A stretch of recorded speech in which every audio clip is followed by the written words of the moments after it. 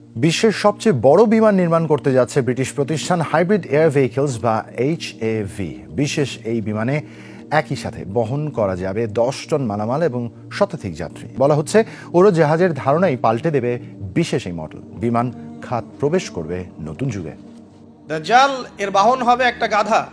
নবী সাল্লাল্লাহু আলাইহি ওয়াসাল্লাম বলছেন সেই গাধার লম্বা প্রশস্ত কান থাকবে, যেই কানের নিচে কত হাজার মানুষ আশ্রয় নিতে পারবে। এখন এটা কি সত্যিকারের গাধা? দাজ্জালের কানের কথা বলা হচ্ছে, এই কানটা কি সত্যিকারের কান? যার নিচে এমন কোনো গাধা কি আছে বড় কানওয়ালা যে আকাশে উঠতে পারে? এমন কোনো গাধা কি আছে যে আকাশে উঠতে পারে, যার বড় কান আছে, যার কানের নিচে হাজার হাজার মানুষ আশ্রয় নিতে পারে? আছে? নাই। তাহলে নিঃসন্দেহে এটা বাস্তবিক গাধা বোঝানো হচ্ছে না, বোঝানো হচ্ছে এমন কোনো বাহন যেটা আকাশ ফ্লাই করতে পারে এবং এত অত্যাধুনিক হবে যার যার পাখার নিচেই হাজার মানুষ আশ্রয় নিতে পারবে। এয়ারক্রাফট হতে পারে, আল্লাহু আলাম।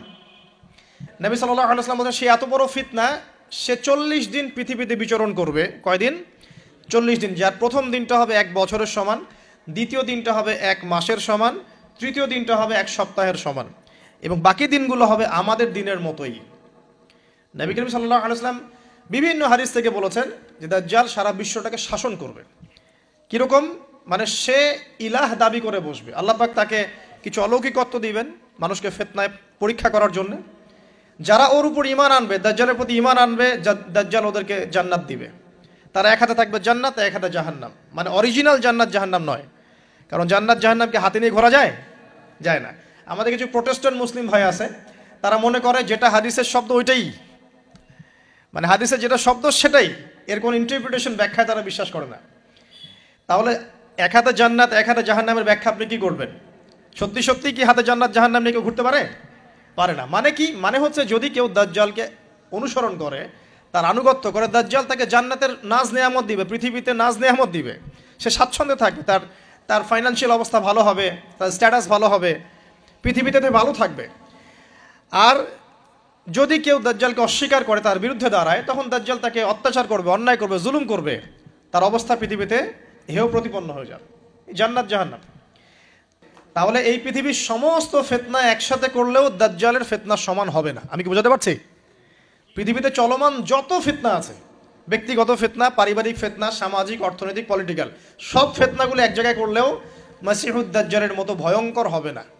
এই জন্য নবী সাল্লাল্লাহু আলাইহি ওয়াসাল্লাম বলছেন দাজ্জালের চেয়ে ভয়ঙ্কর কোনো ফিতনা আসেও নাই, আসবেও না। প্রত্যেক নবী আলাইহিস সালাম তার কওমকে এই ফিতনা সম্পর্কে সতর্ক করতেন।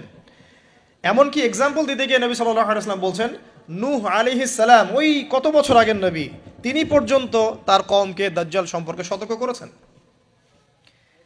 সে কোথায় আছে? সে পৃথিবীতেই আছে। তার কি জন্ম হয়েছে? উত্তর হ্যাঁ, তার জন্ম হয়েছে। সে কি এখন আত্মপ্রকাশ করেছে? উত্তর না, সে এখনো মানুষের রূপে আত্মপ্রকাশ করে নাই। সে কাদেরকে নিয়ে বিশ্ব শাসন করবে? উত্তর জিউসদেরকে নিয়ে, ইহুদিদেরকে নিয়ে। কাদেরকে নিয়ে শাসন করবে? কাদেরকে নিয়ে? ইহুদিদেরকে নিয়ে। আচ্ছা, ইহুদিদের মধ্যে দুটো ভাগ আছে। এক ভাগ হচ্ছে সত্যিকার অর্থেই কিছু কিছু ক্ষেত্রে তারা তাওরাত, এই যে জাবুর, ইনজিল, এগুলোর প্রতি একটু মানে অনুগত আর কি। আরেকগুলো আছে বেশিরভাগই এরা হচ্ছে বদ প্রকৃতির। এরা এই পৃথিবীতে, সারা পৃথিবীতে জায়নিস্ট মুভমেন্ট ছড়িয়ে দিয়েছে এবং তারা বিশ্বের প্রত্যেকটা ডিপার্টমেন্ট নিয়ন্ত্রণ করা শুরু করেছে এখন। এবং তারা সারা বিশ্বর যত মানে সেন্সিটিভ ইস্যুগুলো হচ্ছে এর পিছনে কলকাঠি নাড়ে আর কি। এখন যদি কাউকে মনে করেন আপনাকে যদি বিশ্ব শাসন করতে হয় এবং আপনার সাথে কিছু অনুসারী থাকে, তাহলে আপনাদেরকে কিছু কাজ করতে হবে। তো আমার কথা বোঝেন। মনে করেন যে আমি বিশ্ব যদি শাসন করতে চাই, তাহলে আমার তো কিছু মানুষ লাগবে, লাগবে না? লাগবে। আচ্ছা, তারপরে আমার তো একটা ভূখণ্ড লাগবে, লাগবে না? একটা দেশ লাগবে না? একটা সার্বভৌমত্ব লাগবে না? আমাকে পৃথিবীর সমস্ত অর্থনৈতিক বিষয়গুলো নিয়ন্ত্রণ করতে হবে না? কারণ ইকোনমি নিয়ন্ত্রণ করতে না পারলে কি ওয়ার্ল্ডকে শাসন করতে পারবে? মনে করেন ওয়ার্ল্ডের ব্যাংকিং সিস্টেম, ইকোনমিকে কেউ নিয়ন্ত্রণ করছে না, সে কি রুলিং স্টেট হতে পারবে? শ্রীলঙ্কা, সে কি বিশ্বের রুলিং স্টেট? সে কি বিশ্বের অর্থনীতি নিয়ন্ত্রণ করে? বরং সে তো দেউলিয়া হয়ে গেল, তাই না? আমেরিকা, ইসরায়েল, ওরা কি দেউলিয়া হয়েছে? না। তারা কি বিশ্বের অর্থনৈতিক বিষয়কে নিয়ন্ত্রণ করে? করে। চায়না, তারা কি দেউলিয়া হয়েছে? তারা কি বিশ্বের অর্থনীতি নিয়ন্ত্রণ করতে পারে? পারে। তো এক কথায় বোঝেন, আপনাকে যদি রুল করতে হয় সারা ওয়ার্ল্ডকে, প্রথমত আপনার একটা ল্যান্ড লাগবে, একটা কিছু মানুষ লাগবে আপনার, এবং সেই মানুষগুলো রামসাম যদুমধু হলে হবে না, সেই মানুষগুলো হতে হবে সবচেয়ে বুদ্ধিদীপ্ত মানুষ, ট্যালেন্টেড মানুষ, যারা পৃথিবীর সব কিছু নিয়ন্ত্রণ করার যোগ্যতা রাখে। সায়েন্টিস্ট লাগবে আপনার, আপনার ইকোনমিস্ট লাগবে, আপনার কলামিস্ট লাগবে, মিডিয়ার পার্সন লাগবে, পলিটিশিয়ান লাগবে, সূক্ষ্ম বুদ্ধিসম্পন্ন মানুষ লাগবে। এই মানুষগুলো কি তারা জোগাড় করতে পেরেছে? পশ্চিমা সভ্যতা পেরেছে? আচ্ছা, আর কি লাগবে? আপনার নির্দিষ্ট ভূখণ্ড লাগবে, এবং ভূখণ্ডটা স্বাধীন হতে হবে, কারো পরাধীন হলে চলবে না। ইসরায়েল কি স্বাধীন হয়েছে? ইহুদিরা কি রাষ্ট্র গঠন করেছে? করে নাই? আপনারা তো খবরই রাখেন না দেখি। ইহুদিরা কি রাষ্ট্র গঠন করে নাই? কত সালে বলেন? সুবহানাল্লাহ, এমনি হবে না। 1948-এ তো রাষ্ট্র গঠন তো অনেক আগেই হয়েছে। 1948-এ তো সে জানান দিয়েছে, কিন্তু রাষ্ট্র গঠন অটোম্যানদেরকে হারানোর পরেই হয়েছে। যখন প্রথম বিশ্বযুদ্ধ হয়ে গেছে, তারপরে অটোম্যান এম্পায়ারদেরকে হটিয়ে তারা তো রাষ্ট্র মোটামুটি দখল করেই ফেলেছে। তারপর আস্তে আস্তে রাষ্ট্রের আয়তন বাড়িয়েছে। মাত্র 1948-এর দিকে এসে তারা পুরো বিশ্বকে জানান দিয়েছে আমরা একটা পুরো রুলিং স্টেট হতে যাচ্ছি আপকামিং। তো যাই হোক, তারা রাষ্ট্র কায়েম করেছে, যেটা আপনারা জানেন না। ছবি তুলে বেড়াও সারাদিন, এগুলো জানবা কিভাবে? তোমাদের কাজ তো খালি ছবি তুলে বেড়ানো, পড়াশোনার তো কোনো নাম নাই, খালি ফ্যান্টাসি আর ফ্যান্টাসি। দিন নিয়ে খালি ফ্যান্টাসি আর আবেগ, না পড়াশোনা আছে, না নামাজ, না কোরআন তেলাওয়াতে, কিছুই নাই, খালি ফ্যান্টাসি। এখানে একটা কথা বললাম, আঘাত করার জন্য বলি নাই, বিবেকে নাড়া দেওয়ার জন্য বলছি যে পড়াশোনার কোনো বিকল্প নাই। এভাবে ফ্যান্টাসি দিয়ে, আবেগ দিয়ে দিন ইসলামের কোনো উপকার হবে না, আদতে হয়ও নাই, হবেও না। কনস্ট্রাকটিভ কিছু কাজের দরকার আছে। তো যেটা বলছিলাম, আপনাকে সারা ওয়ার্ল্ড রুল করতে হলে প্রথমত আপনার স্টেট লাগবে। স্টেট ওরা কায়েম করে ফেলেছে। আপনার স্টেটের, রাষ্ট্রের সার্বভৌমত্ব দরকার আছে, এটা ওদের হয়ে গেছে।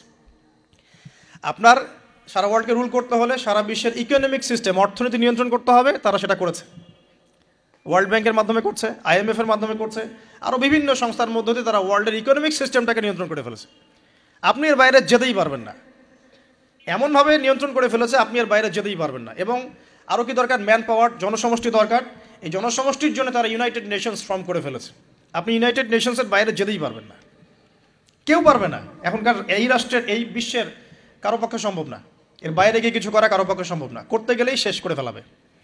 আর কি দরকার? আপনার সারা ওয়ার্ল্ডের মিডিয়া, প্রযুক্তি নিয়ন্ত্রণ করতে হবে। মিডিয়া নিয়ন্ত্রণে না থাকলে আপনি ইসলামকে আর মৌলবাদী, সন্ত্রাসী ধর্ম বলে প্রচার করতে পারবেন না। তো মিডিয়া নিয়ন্ত্রণ করতে হবে। মিডিয়া অলরেডি নিয়ন্ত্রিত, ওদের সমস্ত বড় বড় মিডিয়া ওদের হাতেই। আর কি লাগবে আপনার? টেকনোলজি। এই যে আপনি গুগল চালান, অ্যাপেল ইউজ করেন, এইটা ওইটা করেন, ফেসবুকিং, ইউটিউবিং, সব কিছু ওদেরই। আর আমরা মনে করি ফেসবুকের মধ্যে দিয়ে আমরা দিন কায়েম করে ফেলাবো একেবারে। মানে ইহুদি খ্রিস্টানদের প্ল্যাটফর্মে আইসা ওর মধ্য দিয়ে আমি চাচ্ছি দিন ইসলাম প্রতিষ্ঠা করে খেলাফত কায়েম করে ফেলাবো একেবারে। কত বড় বোকা! এটা মাছ ধরার জাল বিষয় রেখে দিছে একটা। এগুলো হচ্ছে জাল, কারা কারা টোপ দেয় ওইটা ধরে টান দিবে ওরা। খালি কথা হয়তো বুঝতে পারেন না, মাথার উপর দিয়ে যাচ্ছে, বুঝতে পারতেছি। কয়েকবার লেকচারটা দেখবেন ভিডিও ইউটিউবে, তারপরে বুঝতে পারবেন ইনশাল্লাহ। এগুলো মাছ ধরার টোপ। জাল ফেলেন না আপনারা? বাঘ শিকার করার জন্য হরিণকে বিসর্জন দেয় না মানুষ, এগুলো সেই টোপ। মাছ ধরতে গেলে আগে যে চারা দেন না, এই ফেসবুকিং, ইউটিউবিং, এগুলো চারা দেওয়া। হ্যাঁ, এর মধ্যে কিছু কল্যাণকর দিক আছে, এটা ক্ষতির চেয়ে নিতান্তই কম, ক্ষতি বেশি। তারপরে আর কি নিয়ন্ত্রণ করতে হবে? সবচেয়ে বড় জিনিসটা, সেটা হলো অস্ত্রশস্ত্র। সারা বিশ্বের যত মারণাস্ত্র আছে, এমন অস্ত্র যেটা একটা বোম ফেললে একটা দেশ উড়ে চলে যাবে, এরকম অস্ত্রশস্ত্র নিয়ন্ত্রণ করতে হবে। সেটা করেছে না করে নাই? করেছে। এই যে দেখেন, এখন আপনি বুঝতে পারছেন যেটা আপনাকে সারা ওয়ার্ল্ডকে রুল করতে হয়, তাহলে আপনাকে এই সমস্ত বিষয়কে রুল করতে হবে। এগুলো রুল না করতে পারলে আপনি ওয়ার্ল্ডকে রুল করতে পারবেন না। আর নবীজি বলছেন দাজ্জাল সারা বিশ্বকে কি করবে? বলেন, সারা বিশ্বকে রুল করবে। তার মানে দাজ্জালকে এগুলো নিয়ন্ত্রণ করতে হবে, এবং দাজ্জালের ফলোয়ার্স যারা আছে ওদেরকে এগুলো নিয়ন্ত্রণ করতে হবে। এখন বলেন, পশ্চিমারা এবং জিউসরা এগুলো নিয়ন্ত্রণ করছে কি করছে না? তার মানে দাজ্জাল আসার সময় কাছে না দূরে? এবার বুঝতে পারছেন?